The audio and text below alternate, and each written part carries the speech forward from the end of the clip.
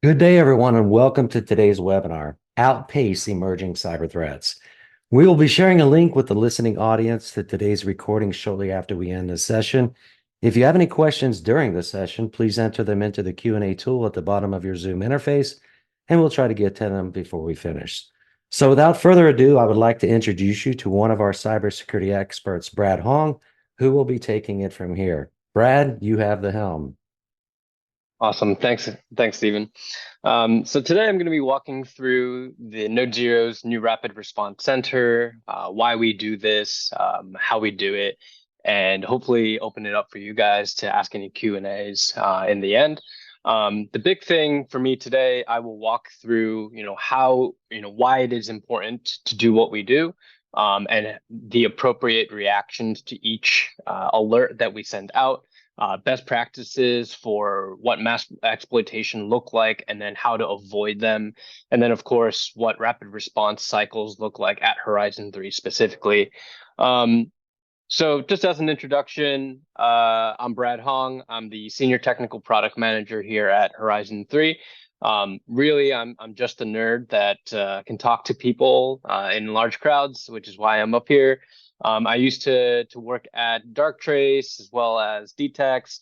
I did some contract work with the behavioral sciences team at MITRE and have done defensive stuff in the past as well.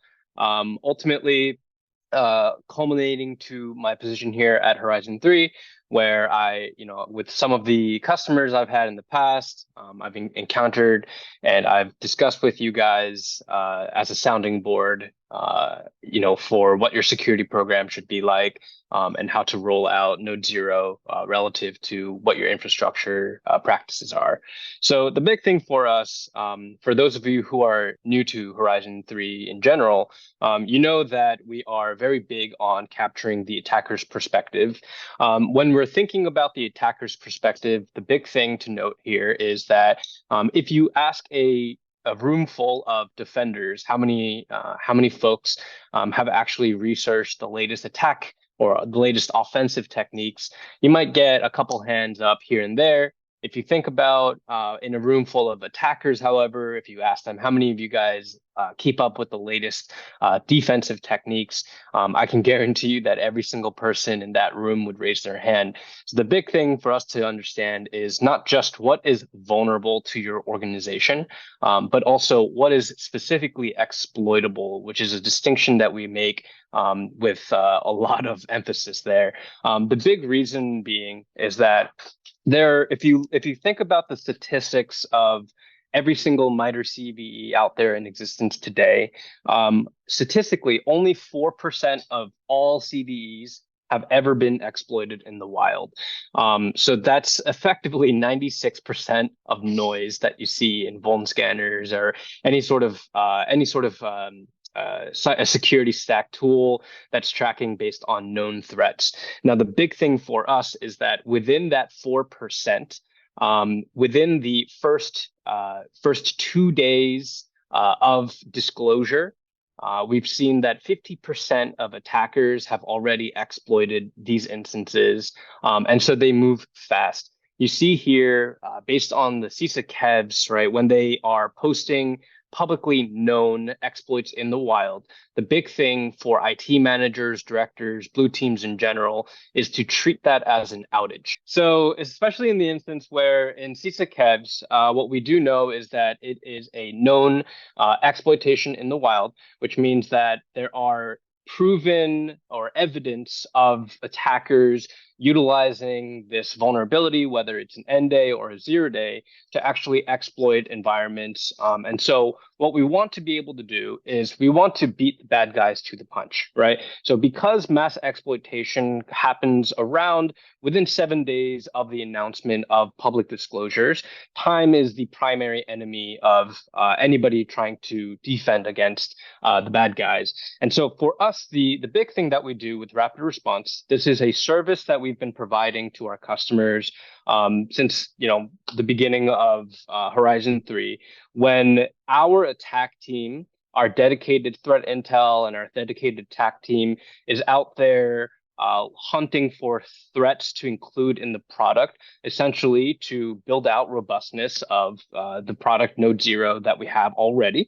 What we find is that if we identify a 0 day or an end day that we anticipate will be exploited in the wild, we will then push it through the rapid response cycle so that we can get this notification out to customers as quickly as possible, regardless of whether it's in our product, regardless of whether it's in a patch or a patch exists, right? So once you get to the portal, the rapid response tab that you see here will show you a little red dot indicating that there is a new alert within your portal. The big thing for us when we roll through the rapid response cycle, we want to be looking at how easily exploitable it is, what the impact looks like at the other end of the exploitation. And then we want to be taking into consideration, is it publicly accessible assets? So the big thing that we want to be able to do is alert you with enough advanced notification that you're able to actually mitigate the issue way before there's actually ever sort of an exploitation in the wild. And what we see in these types of alerts is that all the assets that we are querying and then manually exploiting to verify whether or not the vulnerability is applicable to your organization is we take the assets that we've seen in external asset discoveries in the past and solely scoping out to assets we've seen within the product before, essentially things that you guys have pen tested against. We will then query and run alongside, and we will then, once we manually exploit these certain things, we will call them out and link them to certain pen tests that we've seen them in the past, right? So this way, you're able to focus exactly on what targets you need to prioritize first.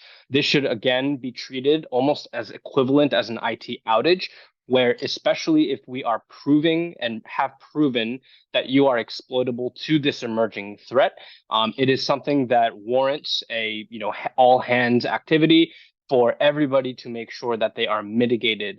And then the greatest part about it is once we get this past the rapid response cycle, we can then test to see whether or not there are other applicable instances or other exploitable instances within your infrastructure, right? So the big thing for us is if you look at the activities tab here, you'll see that we do have a proven track record of being able to identify vulnerabilities way before it ever makes it to a major vulnerability catalogs like CISA-Kev.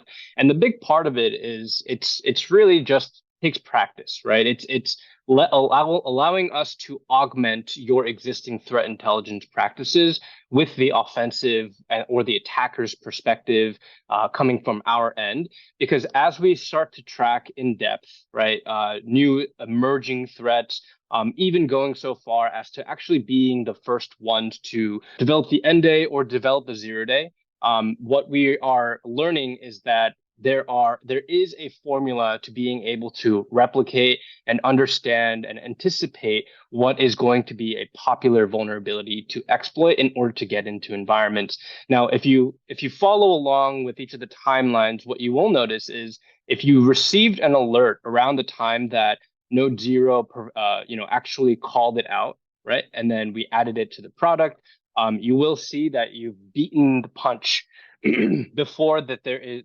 there's known exploitation in the wild.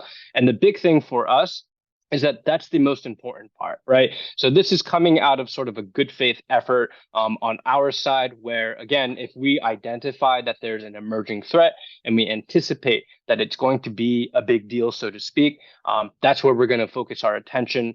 It is worth noting that there are instances where a vulnerability we are anticipating to be publicly exploited or widely exploited in the wild. But what we have determined is that we've missed sort of this time, the time of public disclosure to time to exploit.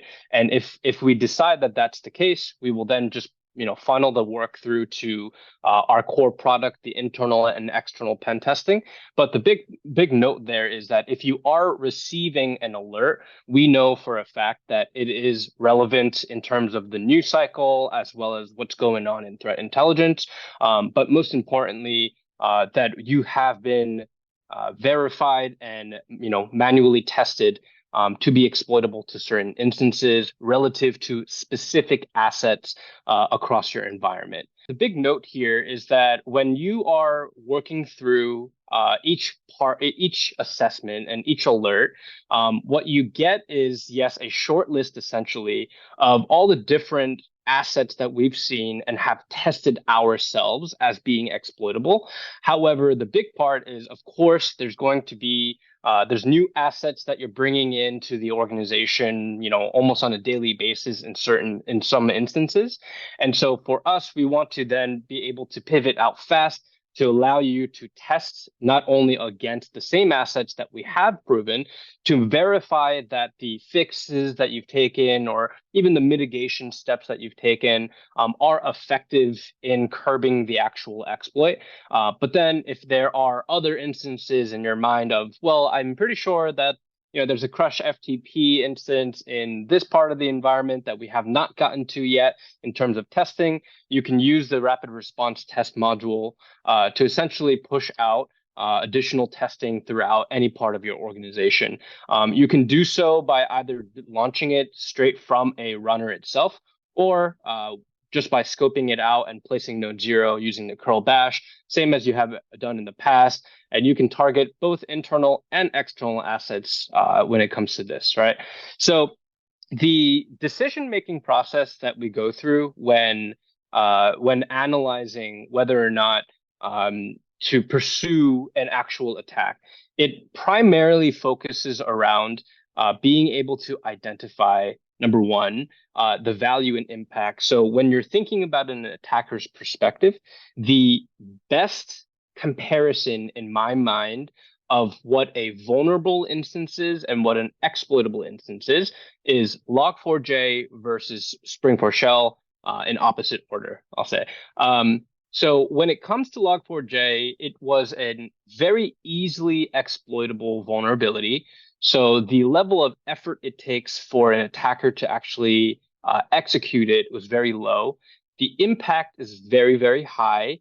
And there was enough common instances where it was widely used across the industry. So the big thing there is that when thinking about Log4j versus Spring4Shell is Spring4Shell requires a very specific set of circumstances and configurations in order for you to be able to fully exploit it, right? So that's really what we mean by exploitable versus vulnerable. We've done the assessment internally on our end and have decided that, hey, you know what? Spring4Shell is not actually going to be a type of vulnerability that an attacker is going to pursue, simply because it's too complex, right? And do not get me wrong, there are plenty of instances where attackers are willing to do the complex attack, but it's pretty rare, especially when you're thinking about it from an exploitation in the wild perspective. And so for us, it's all about identifying, right, what actually matters to the attacker, what's within that 4% of all CVEs that's going to be exploited in the wild that we want to focus our attention on. And so by filtering through and understanding not only the urgency of the vulnerability, but then the applicability relative to your specific enterprise, that is going to be the most important part of keeping up with the bad guys. And then, of course, when you do receive the alert, that's indicating that, hey, instead of just using a service level check to understand, hey, is it theoretically vulnerable? Leaning on Horizon 3 to provide the expertise in offensive security so that we can, verify for you ahead of time, provide you a short list of where to focus your attention on as a team, and then continue on business as usual, right? So I'm going to open it up for questions now. Not a worry, no worries. So actually, we got a good question that came in, and I was actually curious about this myself. So this is from Nathan, and he asks, "Are you able to allow us to flag systems or vendors? I'm guessing specific systems or vendors." So, I think I understand the question. The big note here is that we do in we are influenced heavily based on what our customers are using. So, without you having to actually flag it, if we see that you are using a certain set of vendors or a service, things like that, that does influence what we end up picking up. So we do have, for example, like a handful of rapid response cycles that we've run for slightly more niche vulnerabilities affecting, let's say, healthcare or education. But again, that was influenced by the fact that the majority of our education customers, for example, were using that vendor, or our healthcare customers were using that vendor, things like that. So without you having to actually call it out for us, we've taken that into account for sure in terms of the decision making to push something through the cycle. Yeah, because like for example, earlier last year, Move It, big vulnerability in that system. I know a lot of educational organizations, financial services utilize that technology. So being able to kind of key in on something like that would make a whole lot of sense. So another one came in from a person named Fazula, and he says, "I don't see any alerts tab on my rapid response page, just activity. Does that mean my environment is not vulnerable for to any CVEs?" So Mm. it's So there's two facts there. Number one, you're probably not seeing the alerts page because you're not an org admin in the NodeZero portal. The alerts will be sent to your org admins. Should have mentioned. And so if your org admin logs into portal, they will have received the alert, but you should be able to have some fidelity into that once that comes in.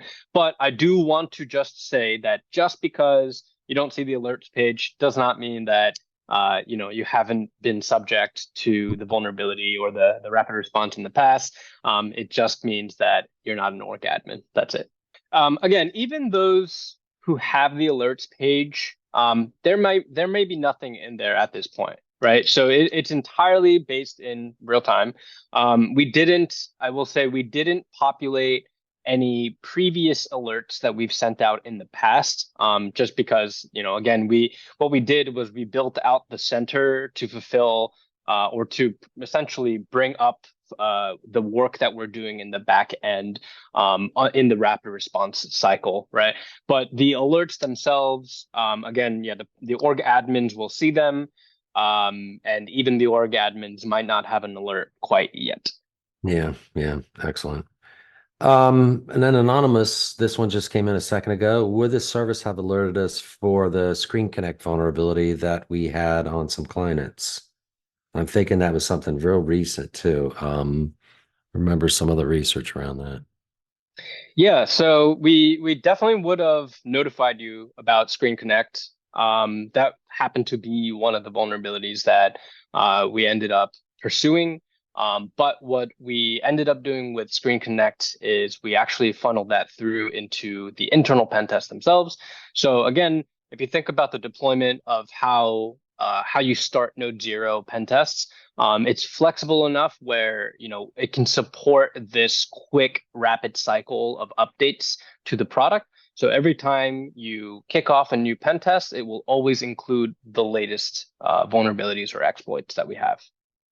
This is a question that kind of comes up quite often that I hear is, how is your rapid response different from the threat intel feed? So the the threat intel feed, in my opinion, ends up being a lot of noisy alerts about things that already happened. So what we're seeing is, if you look at again the activity timelines of how quickly we're able to get these notifications out and develop attacks for them, we're a little bit less concerned on identifying the unique signature, let's say, or the unique identifiers for the actual vulnerability. What we want to do as an attacker is simply answer the question, can I get in? And so for us, we're a little bit less burdened with having to call out the signature, let's say, for a threat intelligence and gathering time. For us, it's solely based on the perspective of an attacker of how much can I get to, how easily can I get to it, and do I need to, is it a pretty low effort for me to execute the full extent of the attack? And that's what we're focused on. So, it's going to be coming in like the types of alerts and even the activities. I will say, even though you might not have an alert, you will see in real time in the activity page if we pursue a specific vulnerability. It will be marked as in progress, and so you will see, the work in real time. And that's how we differentiate ourselves, right? We want to be able to beat CISA Kev and MITRE CVE to the punch. Yeah, it's almost like, because I think about a threat intel feed, it's really focusing on the threat, list of IP addresses, signatures for a bunch of malware, things like that, regions of the world where these attacks are coming from. In my opinion on the rapid response is more about the risk. What is the risk? Where am I most vulnerable? And how can I do quick tests to determine whether I'm vulnerable or not? And is it exploitable? That's a big difference too, is determining, is this vulnerability exploitable in my environment? And what do I need to do to quickly patch that? Allows people to basically say, look, I need to do an emergency patch right now because we know this is completely exploitable because NodeZero has actually proven that it's definitely exploitable. Would you agree Yeah, with that? yeah, that's exactly right. The threat intelligence, it comes down to, if you think about it in the workflow of a large enterprise customer that has all the money in threat intel, they'll still have to run through a workflow where they identify something relative to a service that they use, and then they'll have to run a pretty extensive analysis of, does it apply to me? Which devices might be applicable. Let me go find the IPs. Let me go find the assets. And then it requires a little bit of threat hunting and asset hunting, things like that.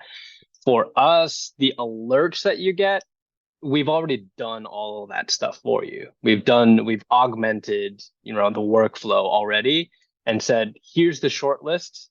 We don't, again, I want to emphasize, we don't even wait in certain instances for, let's say, a patch or even the test being added to the product.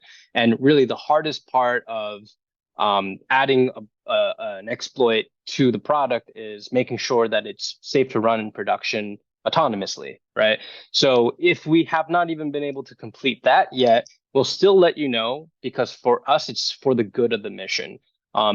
There have been instances where some rapid response vulnerabilities that we push out, the mitigation mechanism is quite literally, the recommendation is quite literally take it offline because Yeah. it's highly exploitable, highly Right. impactful.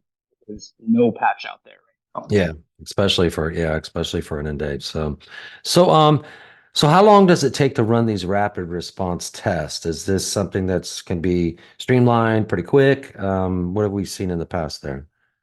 Yeah, so it's it's set up to be as flexible as possible so that you can get as granular or as wide scoping as you'd like. So you can either run the rapid response tests individually to specific IPs or assets, or as always, as I mentioned, if there's a test available in rapid response, that means that that test is also already included in the wider internal pen test. So, if let's say you're not entirely sure, or maybe your asset management is a little bit delayed and you're not entirely sure what assets you have there, I would encourage you to then just let one rip, right? Let an entire internal pen test go and see if we identify any additional exploitable instances. And you'd be surprised, even in the more comprehensive tests, how often we also identify that, hey, I know you went to go fix the assets that we called out already, but they're still exploitable. And really that could be anything from just human error, misconfiguration. We've even seen EDRs fighting with the GPOs, preventing them from pushing out updates. So when in IT, anything is possible. Yeah, yeah, exactly. So here's a question.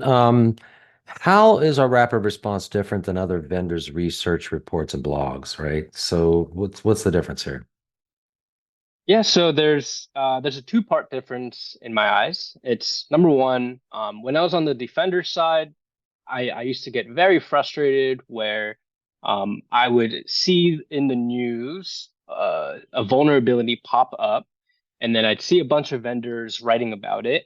But it was always, almost always after the fact. It was, oh, well, this happened last week, just in case you missed it. Or, hey, we want you to use our product now to do it. So the delay there was always waiting for it to get productized or for some, definitive CVID to be included there. So we don't wait for any of that. We want to say, hey, if we can prove it, proof is in the pudding. That's about as good as it's ever going to get. And so that's a major thing for us, right? Being able to beat a lot of these in the news cycles to the punch to notify our customers as quickly as possible. And then the second thing is I don't think that there's any other vendor for the good of it carving out uh, good chunks of their engineering time, especially on the attack team, to manually verify whether or not your publicly accessible assets are exploitable to emerging threats, which is what we do, right? We want to, again, give you the least amount of alerts as possible, but when we provide those alerts, they're going to be actionable, they're going to be specific, and it's going to mean something, right? Yeah, so here's another question that came in. Does this product integrate with SIM or SR products, source solutions? Um, yeah, I mean, NodeZero as a whole, anything you see in Portal, you can pull from an API. So I'd say yes. In terms of the actual like the Rapid Response Center itself, probably not so much on the alert side. But again, the any test that you run to find, fix, or verify, you can pull from an API. Right, right. And then one last question. How is the Horizon 3 attack team able to uncover some of these 0 days? Actually kind of work closely with promoting some of their research. So this is a pretty interesting question. Mm. It just takes a lot of work and ingenuity, you know. I think that sometimes sometimes it really is luck. Sometimes it's that we've identified, for example, off of an end day, a a 0 day where you can further the risk of that said end Yeah, day. I saw that. Um, Yeah. yeah, so that I mean that's a big one, right? So like that was our paper cut one essentially, where we were looking at the aftermath of what was an end day. And then upon investigation and doing a little bit of testing on our side, we actually identified that you could take it a little bit further and cause a little bit more damage. Yeah. And that became a novel 0 day technique.